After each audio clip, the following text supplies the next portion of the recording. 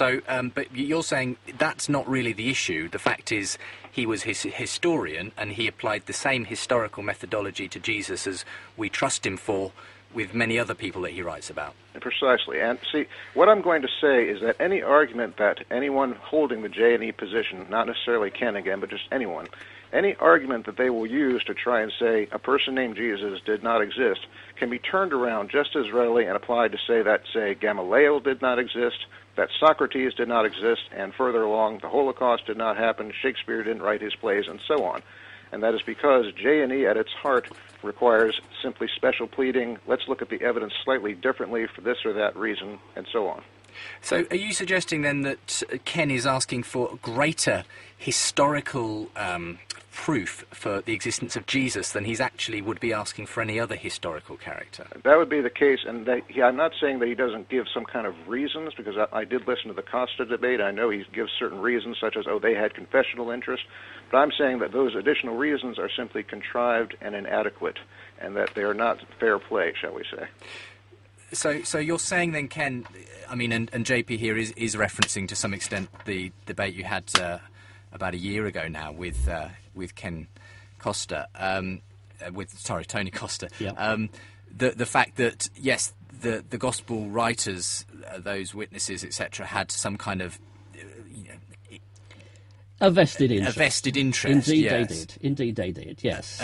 But that isn't particularly relevant, according to JP. Well, no, but let's at least at this point in the debate acknowledge what I said would happen. That, I made the point there is a lack of contemporaneous witnesses, and JP has agreed that, and he has said but. So I think you will acknowledge that far. It is exactly as I said. Now, okay, we have moved to Tacitus. So let's make it clear. We have moved to our first, and I presume our prime witness, to the early in the 2nd century. So this is where Christians turn for their first witness in the stand. Tacitus, writing probably around about the 110, 112, something like that.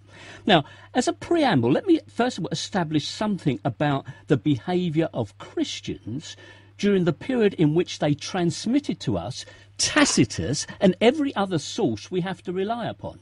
Because we're in the unfortunate position now that our evidences have to be brought forward from the very people whose interest it is to withhold information or to alter information. We don't have copies of Tacitus that have come to us without being passed through the Christian filter.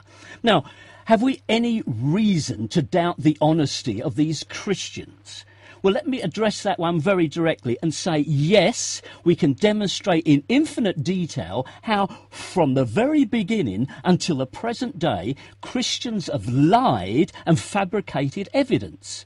Now, where should we begin on that? We can begin with the very Apostle St. Paul, who actually warns the brethren in Thessalonica not to be deceived by a letter falsely written in his name. Now, whether that letter to Thessalonians is itself a forgery or not, either way, we have evidence here of fraud. That is at the beginning. Subsequently, we have correspondence fabricated between Seneca and the Apostle Paul. We have a fabricated letter apparently written by Jesus himself to the king of Edessa, and so on and so on. Christianity is fraudulent in tooth and claw, and it goes all the way forward through the donation of Constantine, where the Pope claimed a right to the Western Empire, all the way through to the bone box of James, that was touted around a couple of years ago. So we have a source for Tacitus that is tainted by a long and an unworthy record of forgery. Okay, so the contention is then, JP, that your reliance on Tacitus's history is marred by the fact that it would have passed through Christians' hands who would have added to it, deleted from it. What do you make of that? All right. Well, he says he's predicted a yes but as I said, if it's a valid but, there's no reason to say that you've got anything on me there. Let's put it this way. As I said, we can use any argument like this to also disprove any other historical figure. I've done the same thing to disprove that Rabbi Gamaliel existed. All the testimony we have of him, except in the book of Acts, which we can discount automatically, of course, comes from the hand of Jews who wrote the Talmud. Well, they obviously had a very strong confessional interest in having a wonderful teacher like Gamaliel exist. It says, in fact, in the Torah, or in the Talmud, when Gamaliel died, the honor of Torah ceased, and purity and piety became extinct. Well, obviously, Gamaliel must have been a rallying point used to keep Jewish persons in line after the troubling period after Bar Kokhba. I find many things suspicious about that. Gamaliel was such a wonderful Jewish leader, supposedly, but he's not mentioned by Josephus. Surely he would have recognized him as some kind of wonderful person if he actually existed. Now, you get my point here. I actually don't think that Gamaliel never existed. I agree that he did.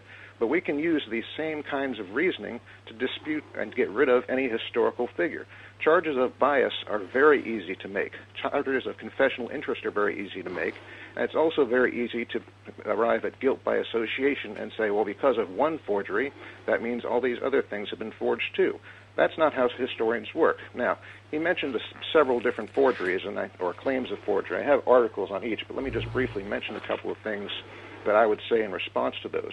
In terms of Thessalonians, I don't think there was a forged letter. I think Paul is saying that because the Thessalonians misunderstood his first letter, and he is thinking that perhaps someone wrote one in his name, and that is why they're confused about it. He is just making a guess. There was no actual forgery. In terms of the bone box of James, well, that's been looked at even more deeply. I understand that many of the authorities who declared originally a forgery have been debunked, but that's another issue, and we don't want to get into that in too much detail, I would think.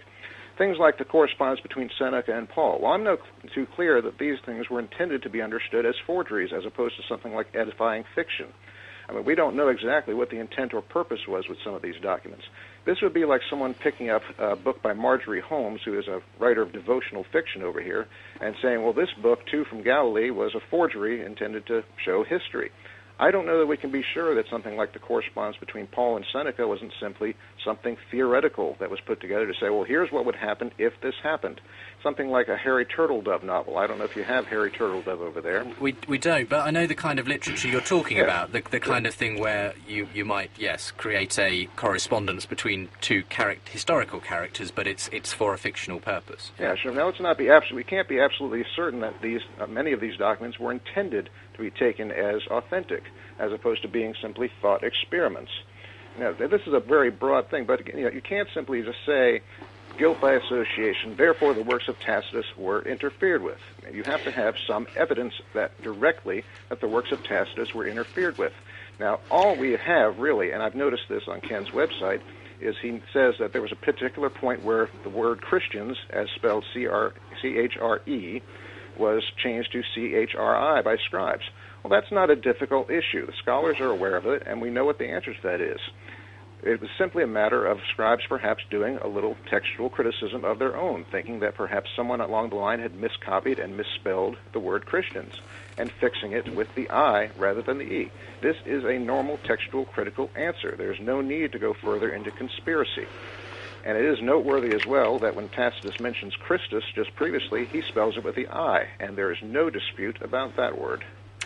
Okay, I mean, we're majoring on Tacitus, and perhaps we'll keep going on that. I'd like to come to the Gospels as well, because I think, if you like, they are the primary source for most people who don't delve into the history too much, so it would be worth doing that as well. But essentially, I mean, JP is saying, where's your evidence on the Tacitus front that this was meddled with by over-eager Christians? Ken? Yeah. Can I respond to the comment of use of conspiracy? I'm not suggesting there's a conspiracy. I'm suggesting there's certainly a tendency throughout the whole history of Christianity to embellish the doctrines and the sacred texts. There's a tendency to put in what they would like to see, and we can see that shown in the manuscript evidence of marginal notes then being written into the body of the text. We can see how the text has been improved to meet with what people thought should be there. Now, I gave several examples of forgery, but we could go on and give several others.